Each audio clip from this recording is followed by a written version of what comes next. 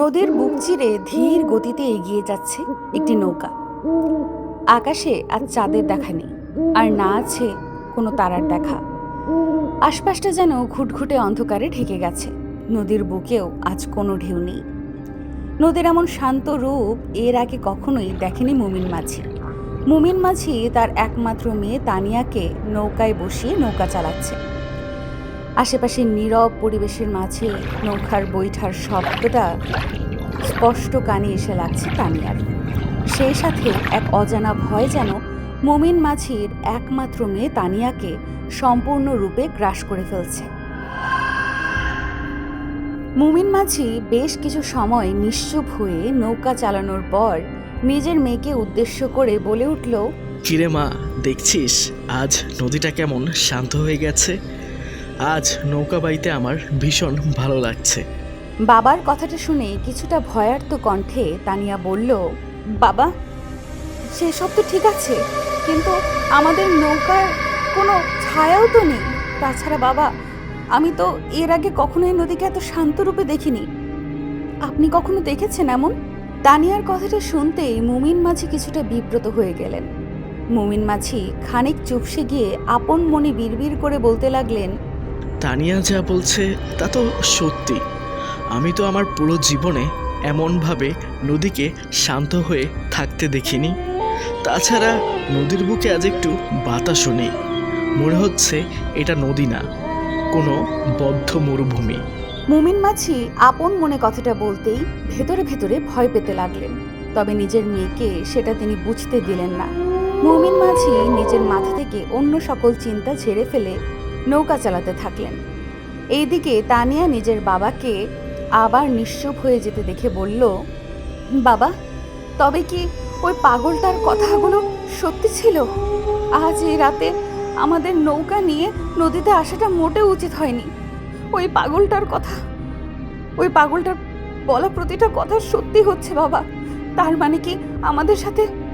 তানিয়ার বলা কথাটা সম্পূর্ণ হবার আগেই তানিয়ার বাবা মানে মুমিন মাঝি নিজের মেয়েকে থামিয়ে দিয়ে বলল, তানিয়া মা, তুই এসব কি কথা বলছিস? কোথাকার কোন পাগল কি না কি বলেছে সেসব ধরতে আছে নাকি? তুই একটু শান্ত হয়ে বস, আমি নৌকাটা চালিয়ে নিয়ে যাচ্ছি। মুমিন মাঝির কথাটা শেষ হতেই হঠাৎ করে তাদের নৌকার নিচে বিকট শব্দ হতে লাগলো। মনে হচ্ছে কেউ হাত দিয়ে নৌকার নিচে খুব জোরে জোরে ধাক্কা দিচ্ছে। মুমিন মাঝি এমন কিছুর জন্য মোটেও প্রস্তুত ছিলেন না। ধাক্কার শব্দটা বেড়ে যেতেই তানিয়া চিৎকার করে উঠল। মুমিন মাঝি নিজের মেয়েকে চিৎকার করে উঠতে দেখে বেসুরো কণ্ঠে তানিয়াকে উদ্দেশ্য করে বলল, তানিয়া মা, কিছু হয়নি, তুই ভয় পাস না, আমি তোর পাশেই তো আছি। তানিয়া মা, তানিয়া। মুমিন মাঝি তার মেয়েকে ভয় পেয়ে চিৎকার করতে দেখে তাকে শান্ত রাখার ও সাহস দেওয়ার চেষ্টা করল। মুমিন মাঝি নিজের বলা কথাটা শেষ করতেই ধীরে ধীরে নৌকার মাথা থেকে কিছুটা এগিয়ে এসে নিজের মেয়ের কাছে চলে আসলো। অন্ধকারের তীব্রতা এতটা বেশি যে মুমিন মাঝি নিজের মেয়ে তানিয়াকে ঠিক দেখতে পাচ্ছে না। মুমিন মাঝি নিজের মেয়েকে না দেখতে পেয়ে আবারও তানিয়াকে ডাকতে লাগলো, তানিয়া মা, কোথায় তুই? জবাব দে মা। মুমিন মাঝির প্রশ্নের জবাব এবারও আসলো না। এইদিকে নৌকার নিচে ধাক্কার শব্দটা যেন আরো তীব্র হতে লাগলো। মুমিন মাঝি নিজের মেয়েকে খোঁজার জন্য হারিকেনটা হাতে নিয়ে হারিকেনের আলোটা আর একটু বাড়িয়ে দিতেই যা দেখতে পেল তা দেখার পর মুমিন মাঝির মাথার উপর যেন আকাশ ভেঙে পড়ল। মুমিন মাঝি দেখতে পেল তার মেয়ে নৌকার উপরে নেই। মুমিন মাঝি নিজের মেয়েকে নৌকার উপরে না দেখতে পেয়ে কিছুটা ভয় পেয়ে গিয়ে কান্না ভেজা কণ্ঠে তানিয়াকে ডাকতে লাগলো, তানিয়া মা, কোথায় তুই? এখানেই তো বসেছিলি, কোথায় গেলি মা আমার? মারে, তুই তোর বাবার ডাকে তুই সাড়া দিচ্ছিস না কেন? কোথায় তুই তানিয়া মা? মুমিন মাঝি কান্না ভেজা কণ্ঠে নিজের মেয়েকে আরো কয়েকবার ডাকতে আচমকা মুমিন মাঝির হাতে থাকা হারিকেনের আলোটা নিভে গেল। হারিকেনের আলোটা নিভে যেতেই মুমিন মাঝি খানিক বিচলিত হয়ে পড়ল। তিনি আরো কয়েকবার তানিয়াকে বিচলিত কণ্ঠে ডাকতেই হঠাৎ করেই মুমিন মাঝির কানে তার মেয়ের কণ্ঠস্বর ভেসে আসলো। তবে তানিয়ার কণ্ঠস্বর এখন কিছুটা ভারী শোনাচ্ছে। তানিয়া ভারী কণ্ঠে নিজের বাবাকে উদ্দেশ্য করে বলল, ওই পাগলের কথাটা তুমি কেন শুনলে না বাবা? এই রাতটা যে অভিশপ্ত রাত, সেটা কি তুমি জানতে না? ওই পাগল লোকটা বলেছিল আজকে রাতে কিছু একটা ঘটতে চলেছে। পেছন ফিরে না তাকাতে তুমি কেন বারণ শুনলে না? কেন নিজের পেছন ফিরে তাকালে বাবা?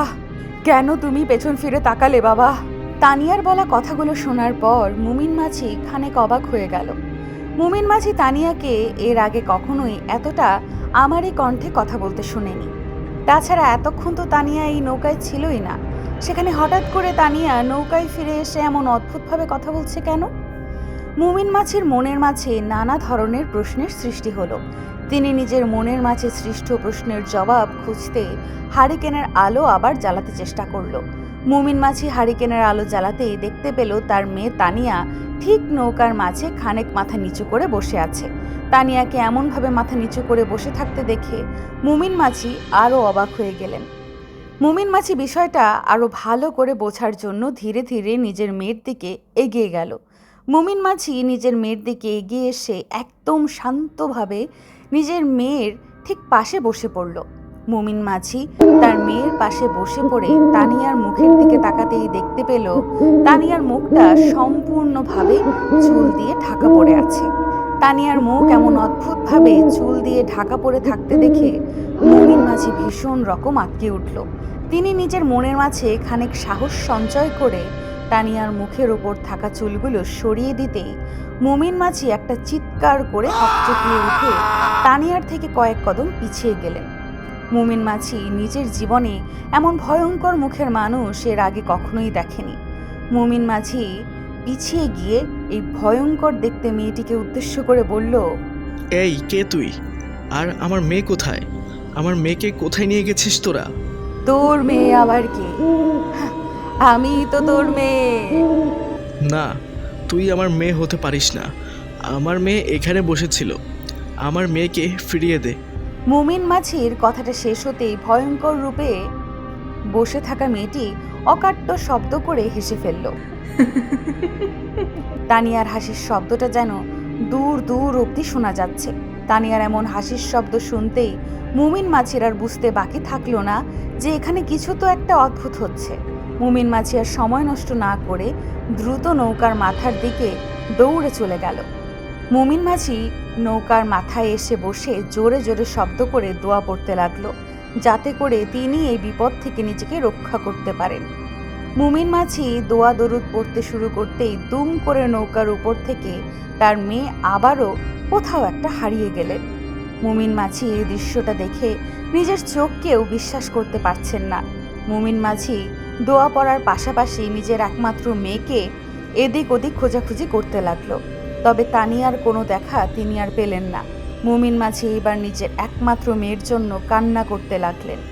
তানিয়া মা আমার, তুই কোথায় চলে গেলি? আমি এখন তোকে কোথায় গিয়ে খুঁজবো? আর তোর মাকেই বা কি জবাব দিব? মুমিন মাঝি বেশ অনেকটা সময় ধরে কান্না করার পর আচমকা মুমিন মাঝির কানে কেউ একজন ফিসফিস করে বলল, তোর মেয়েকে তুই আর কখনোই দেখতে পাবি না রে মাঝি। তোর মেয়ে আর কখনোই ফিরবে না। মুমিন মাঝি কথাটা শুনতেই খানিক ঘাবড়ে গেলেন। তিনি নিজের কানে শোনাই ফিসফিস কণ্ঠস্বর শুনতেই যেন ভীষণ রকম অবাক হয়ে গেলেন। মুমিন মাঝি আশেপাশে তাকিয়ে দেখার চেষ্টা করলেন যে কে তাকে এই ফিসফিস করে কথাটা বলল। তবে সত্যি তো এটাই যে আশেপাশে অন্ধকার ছাড়া আর কিছুই দেখা যাচ্ছে না।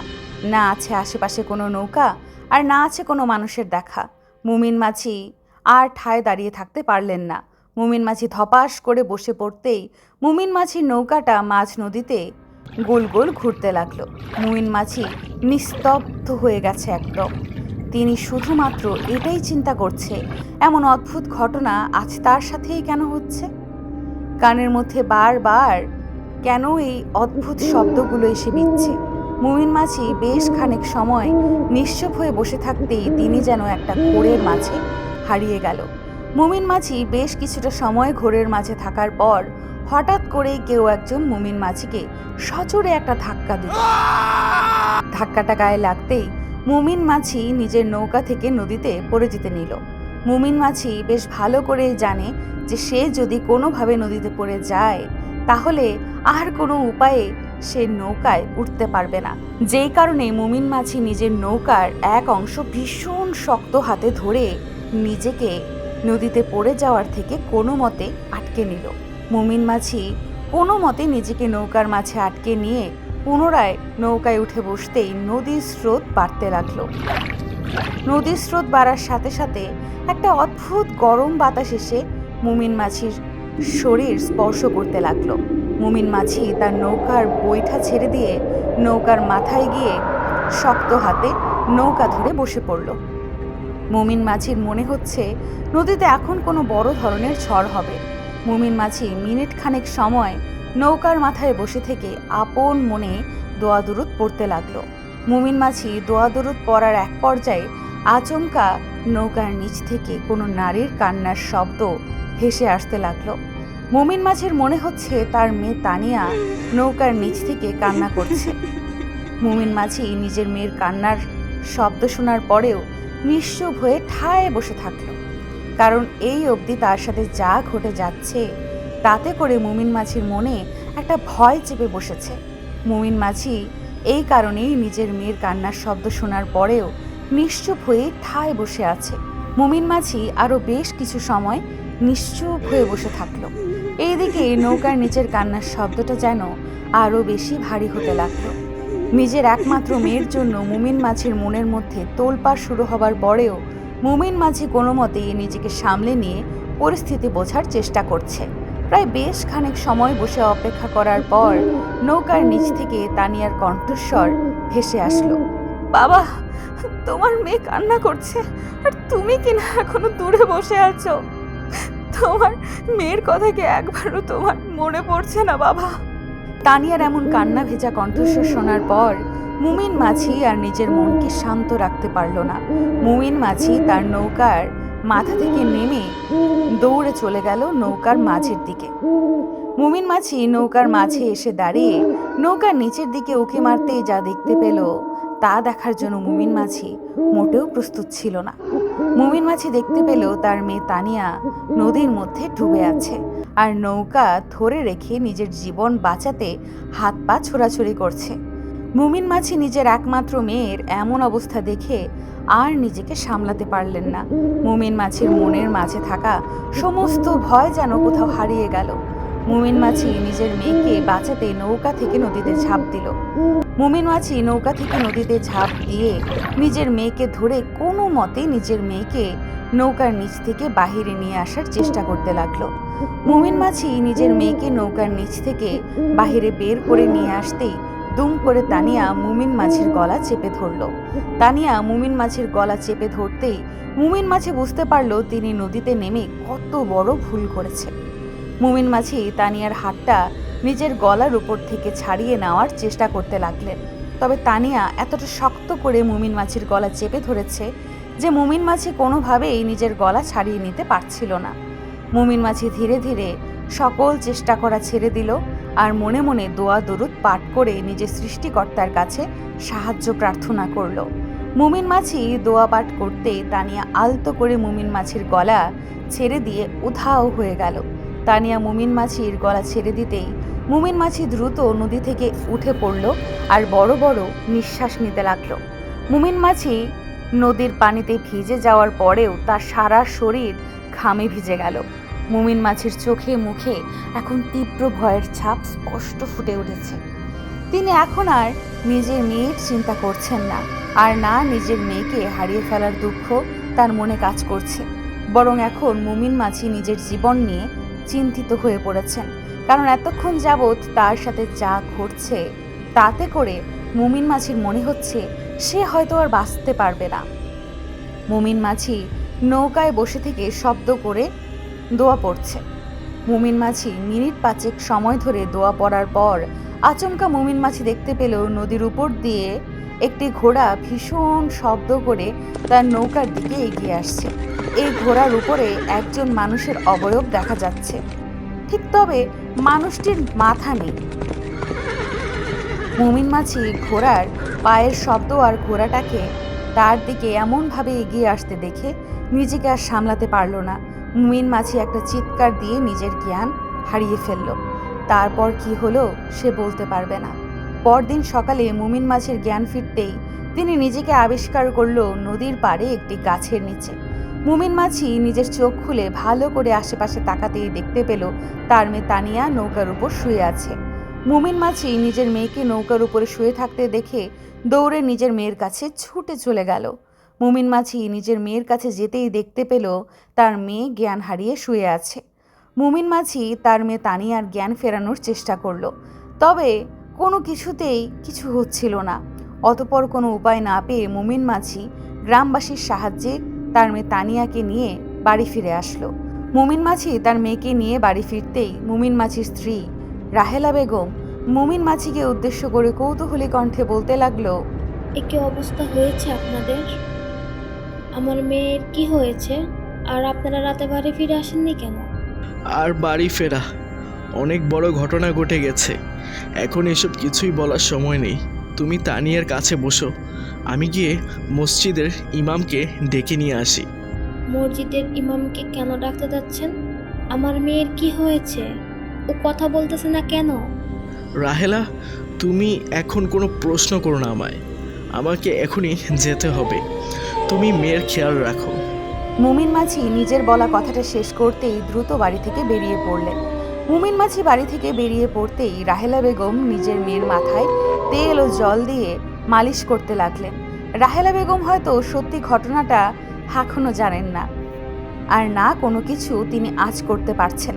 তবে হ্যাঁ, রাহেলা বেগম এটা নিশ্চিত হয়ে বলতে পারেন যে নিশ্চয়ই কোনো একটা ঝামেলা ঠিক হয়েছে। রাহেলা বেগম নিজের মেয়ের হাতে পায়ে তেল মালিশ করতে লাগলো।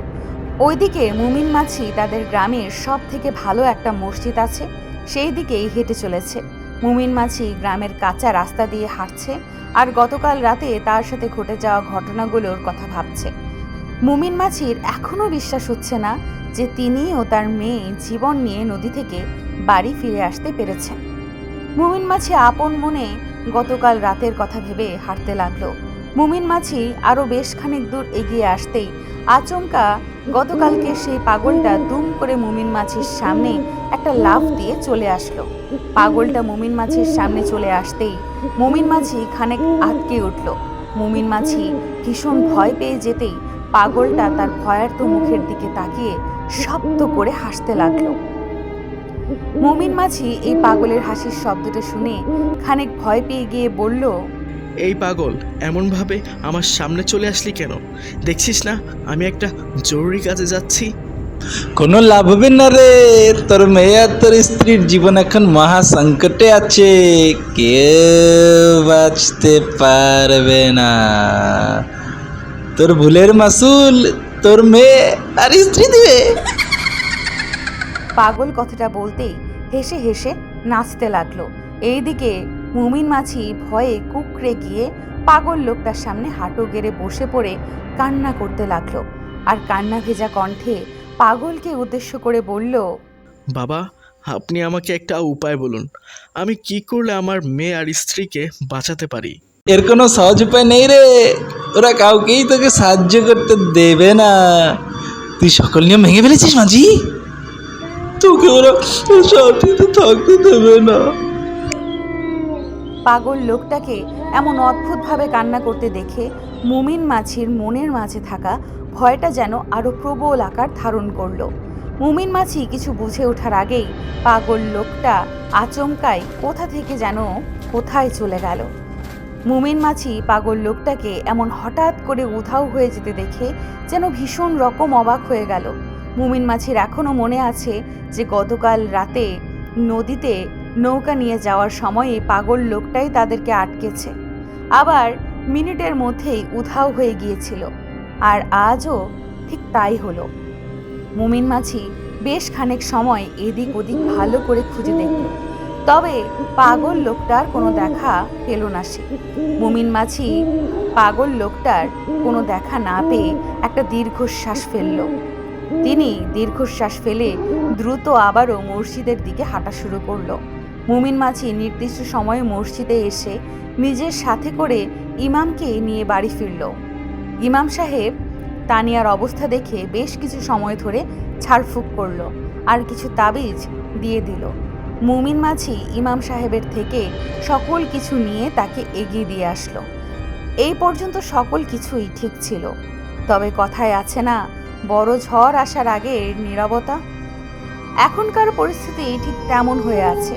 মুমিন মাঝি ইমাম সাহেবকে তার বাড়ি অবধি পৌঁছে দিয়ে নিজের বাড়ি ফিরে এসে ইমাম সাহেবের দেয়া তাবিজটা তার মেয়ে তানিয়ার হাতে ও গলায় বেঁধে দিতে নিতেই তানিয়া মুমিন মাঝিকে ভীষণ রকম অবাক করে দিয়ে দুম করে মুমিন মাঝির বুকের ওপর একটা ধাক্কা দিয়ে মুমিন মাঝিকে বিছানার ওপর থেকে মাটিতে ফেলে দেয়।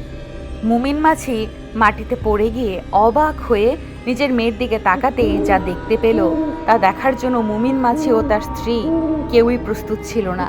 মুমিন মাঝি তার মেয়ে তানিয়ার দিকে তাকাতেই দেখতে পেল তানিয়া বিছানার ওপর শূন্যে উঠে বসে আছে, মানে তানিয়ার নিচে বিছানা নেই, সে বাতাসের উপর ভর করে বসে আছে।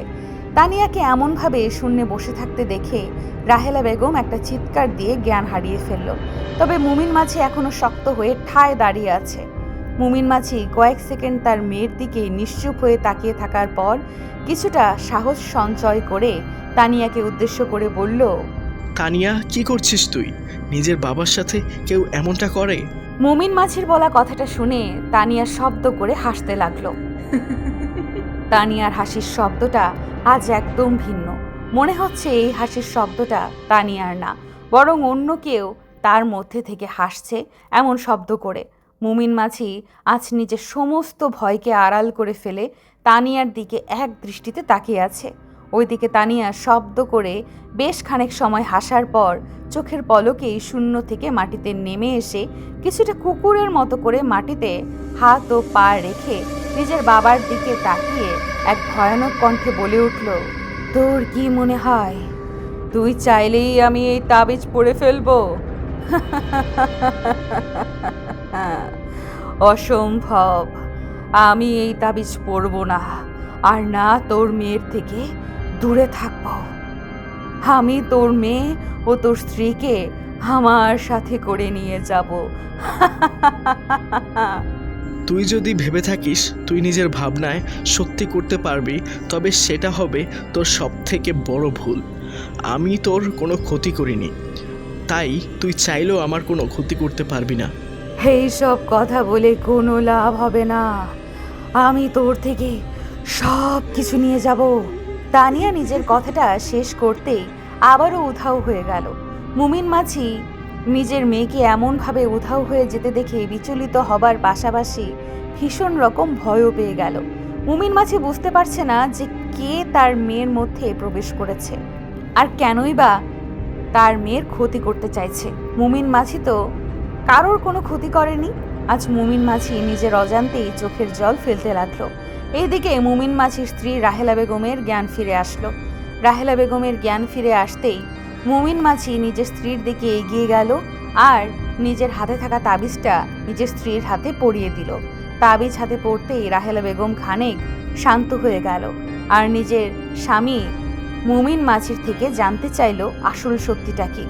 মুমিন মাঝিও আর কোনো হেয়ালি না করে গতকাল রাতে তাদের সাথে ঘটা সমস্ত কথা রাহেলা বেগমকে বলে দিল। রাহেলা বেগম মুমিন মাঝির বলা কথাটা শোনার পর কান্না করে বলল, আমাদের মেয়েকে আমরা বাঁচাতে পারবো না, তাই না? আমরা আমাদের মেয়েকে হারিয়ে ফেলছি। না গো, আমি আর আমার একমাত্র মেয়েকে হারাতে দিব না। আমি যে করেই হোক আমার মেয়েকে আবারও নিয়ে আসব। কিন্তু কিভাবে নিয়ে আসবেন? আমার মেয়েটাকে তো আমি আর দেখতে পাচ্ছি না। মুমিন মাঝি তার স্ত্রী রাহেলা বেগমকে সান্ত্বনা দিতে লাগলো। তবে এই সান্ত্বনা যেন একজন মায়ের বুকের মাঝে সৃষ্ট শূন্যতাকে কোনোভাবেই কমাতে পারছে না। রাহেলা বেগম শুধুমাত্র নিজের মেয়েকে সুস্থভাবে ফিরে পেতে চায়। রাহেলা বেগম অনেক কান্না করলেন, সেই সাথে মুমিন মাঝিও নিজের মেয়ের জন্য চোখের জল ফেলতে লাগলেন। এইদিকে মুমিন মাঝির বাড়ির প্রতিবেশীরা এইসব ঘটনা শোনার পর একজন প্রতিবেশী মুমিন মাঝিকে বললেন তাদের গ্রাম পেরিয়ে আরও 2 গ্রাম পর একজন কবিরাজ আছে যিনি এসব সমস্যার সমাধান করতে পারেন। মুমিন মাছি তার বাড়ির প্রতিবেশীর কথা মতো নিজের মেয়েকে সুস্থ করার জন্য বেরিয়ে পড়লেন বাড়ি থেকে। মুমিন মাছির মাথায় এখন নিজের মেয়েকে সুস্থ করার চিন্তা ছাড়া আর কোনো চিন্তা নেই। মুমিন মাছি পায়ে হেঁটেই চলে যেতে লাগলো। এইদিকে এক এক করে 2টো গ্রাম পার হবার পর মুমিন মাছি নিজের গন্তব্যের খুব কাছে চলে আসলো। আর একটা গ্রাম পেরিয়ে গেলেই মুমিন মাছি পৌঁছে যাবে কবিরাজ বাড়িতে। মুমিন মাছি দ্রুত পা চালিয়ে হাঁটতে লাগলো। এইদিকে রাতও প্রায় হয়ে এসেছে। রাত হয়ে আসতেই আশপাশটা একদম নীরব হয়ে গেল। মুমিন মাছি পথে হাঁটছে এক ধ্যানে। পথের পাশে ঝোপঝাড় ছাড়া আর কিছুই নেই। মুমিন মাছি দ্রুত হাঁটার চেষ্টা করতেই আচমকা মুমিন মাছি থমকে দাঁড়িয়ে পড়ল। মুমিন মাছির এমনভাবে থমকে দাঁড়িয়ে পড়ার পেছনে একটা কারণ আছে, আর সেই কারণটা হলো মুমিন মাছির মেয়ে তানিয়া। মুমিন মাছি দেখতে পেল তার মেয়ে তানিয়া রাস্তার পাশে থাকা একটা গাছের উপর বসে আছে, তাও আবার নিজের পা জোড়া ঝুলিয়ে দিয়ে। মুমিন মাছি নিজের মেয়েকে এমনভাবে গাছের ঢালে বসে থাকতে দেখে খানিক ভয় পেয়ে গেল। মুমিন মাছির ভয় লাগছে এই ভেবে যে যদি তিনি গাছের নিচ দিয়ে সামনের দিকে এগিয়ে যায় আর তানিয়া কোনোভাবে মুমিন মাছির কোনো ক্ষতি করার চেষ্টা করে। মুমিন মাছি আপন মনে এসব ছাইপাশ কথাই চিন্তা করতে লাগলো। এইদিকে মুমিন মাছির মেয়ে তানিয়া নিজের বাবাকে ঠায় থমকে দাঁড়িয়ে থাকতে দেখে খিলখিল করে হেসে উঠল। তানিয়ার হাসির শব্দটা কানে আসতেই মুমিন মাছির সারা শরীরের লোম দাঁড়িয়ে যায়। নিজের মেয়েকে সুস্থ করে বাড়ি নিয়ে আসতে হলে মুমিন মাছিকে এক্ষুনি যে করেই হোক কবিরাজের বাড়িতে যেতে হবে। মুমিন মাছি আপন মনে এইসব কথা ভাবতেই মনের মাঝে খানিক সাহস সঞ্চয় হলো। মুমিন মাছি নিজের মনের মাঝে সাহস সঞ্চয় করে একটা দৌড় দিল। এইদিকে মুমিন মাছি দৌড় দিতেই তার মনে হতে লাগলো যে তার পেছন থেকে একটা ঘূর্ণিঝড় তার দিকে এগিয়ে আসছে। এমন অদ্ভুত ঝড়ো হাওয়া যেন মুমিন মাছির পেছনে থাকা গাছগুলোকে ভেঙে ফেলছে। মুমিন মাছি আজ আর পেছন ফিরে দেখার প্রয়োজন বোধ করছে না। মুমিন মাছি নিজের সর্বোচ্চ শক্তি দিয়ে দৌড়ে পালিয়ে যাচ্ছে। বেশ খানিক সময় দৌড়ানোর পর আচমকা মুমিন মাছির পায়ের সামনে একটা গাছ এসে পড়ল। গাছ পায়ের সামনে চলে আসতেই মুমিন মাছি গাছের সাথে হোঁচট খেয়ে মাটিতে মুখ থুবড়ে পড়ে গেল। মুমিন মাছি মাটিতে মুখ থুবড়ে পড়ে যেতেই মুমিন মাছির মেয়ে তানিয়া তার সামনে এসে বসে পড়ল। মুমিন মাছি নিজের মেয়েকে তার সামনে এসে এইভাবে বসে থাকতে দেখে ভীষণ রকম বিচলিত হয়ে পড়ল, কারণ তানিয়ার মুখের মাঝে এখন আর কোনো ভয়ানক চেহারা নেই। তানিয়া কান্না ভেজা কণ্ঠে নিজের বাবাকে উদ্দেশ্য করে বলল, বাবা, আমি অনেক কষ্টে আছি বাবা। বাবা, আমার মনে হচ্ছে আমি আর বাঁচতে পারবো না। আপনি এখান থেকে চলে যান, আমার আর আশা করিয়েন না। এই দুষ্টু হত্যাটা আমাকে কোনোভাবেই বাঁচতে দিবে না। নিজের মেয়ের কান্না ভেজা কণ্ঠস্বর শোনার পর মুমিন মাছি আলতো করে নিজের মেয়ের মাথায় হাত বুলিয়ে দিয়ে বলল, মারে, তুই ভয় পাস না। আমি তোর বাবা হয়ে তোকে এতটা কষ্ট পেতে দেখতে পারবো না। আমি তোরকে এই বিপদ থেকে বাঁচাবো রে মা। তুই একটু সাহস রাখ মনে। না বাবা, আপনি এদের জানেন না, ওরা অনেক ভয়ানক।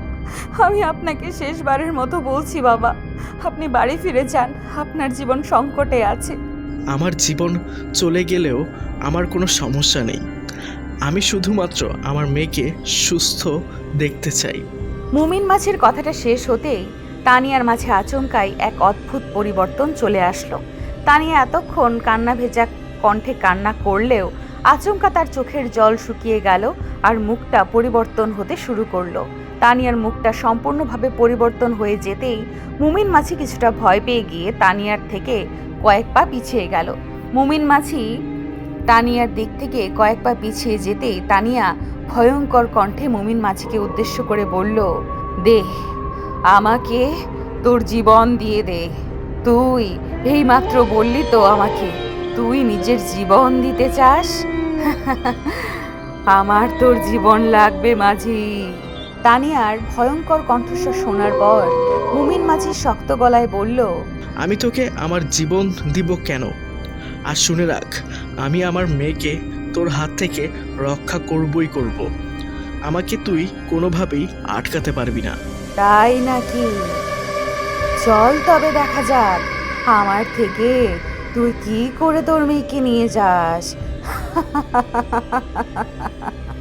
তানিয়া নিজের বলা কথাটা শেষ করতেই সজোরে মুমিন মাছির বুকের ওপর একটা আঘাত করে বসল। তানিয়া মুমিন মাছির বুকের ওপর সজোরে আঘাত করতেই মুমিন মাছি আর নিজেকে ঠায় সামলে রাখতে পারল না। মুমিন মাছি বেশ কিছু দূরে ছিটকে গিয়ে পড়ল। মুমিন মাছি ছিটকে দূরে গিয়ে পড়তেই গাছের ডালগুলো মুমিন মাছিকে শক্ত করে জড়িয়ে ধরল আর মুমিন মাছিকে শূন্যে তুলে নিল। মুমিন মাছি এই গাছের ডাল থেকে নিজেকে ছাড়িয়ে নেওয়ার চেষ্টা করতে লাগলো, তবে কোনোভাবেই মুমিন মাছি নিজেকে ডাল থেকে ছাড়াতে পারল না। এইদিকে তানিয়া নিজের ভয়ঙ্কর রূপে মুমিন মাছির উপর হামলা করে বসলো আর মুমিন মাছিকে এদিক ওদিক ছুঁড়ে মারতে লাগলো। মুমিন মাছি আজ যেন তানিয়ার হাতের একটা খেলার পুতুল, যে পুতুল দিয়ে তানিয়া খেলা খেলতে বসেছে। প্রায় মিনিট 15 সময় ধরে চলল এই যুদ্ধ, আর একটা সময় মুমিন মাছি নিজের শেষ নিঃশ্বাস ত্যাগ করে ফেলল। তানিয়াকে তো সেই দিন রাতেই শেষ করা হয়েছে, শুধুমাত্র বাকি ছিল মুমিন মাছি। আর আজ মুমিন মাছি নিজেও শেষ। মুমিন মাছি নিজের শেষ নিঃশ্বাস ত্যাগ করার আগ অবধি নিজের মেয়েকে সুস্থ করার চেষ্টা করে গেছেন। মুমিন মাছি নিজের চোখ বন্ধ করে ফেলতেই তিনিও তার মেয়ে তানিয়ার মতো হাওয়ায় মিলিয়ে গেলেন। অদৃশ্য শক্তি অনেক বেশি ভয়ঙ্কর হয়ে থাকে, আর এই অদৃশ্য শক্তির হাত থেকে মুক্ত হওয়া চারটেখানি ব্যাপার নয়। সেই দিন রাতে যদি মুমিন মাঝি সেই পাগলের কথা শুনতেন, তবে হয়তো আজ তারা দুজনেই বেঁচে থাকতেন। আজকের এই সত্যিকারের ভৌতিক অভিজ্ঞতা আপনাদের কাছে কেমন লাগলো অবশ্যই কমেন্ট করে যাবেন। আর হ্যাঁ, প্রতিনিয়ত সব সত্যিকারের ভৌতিক অভিজ্ঞতা শুনতে অবশ্যই আমাদের চ্যানেলটি সাবস্ক্রাইব করুন। আজকের মতো এখানেই বিদায় নিচ্ছি। দেখা হবে আগামীকাল আরও একটি নতুন ভৌতিক অভিজ্ঞতার গল্প নিয়ে।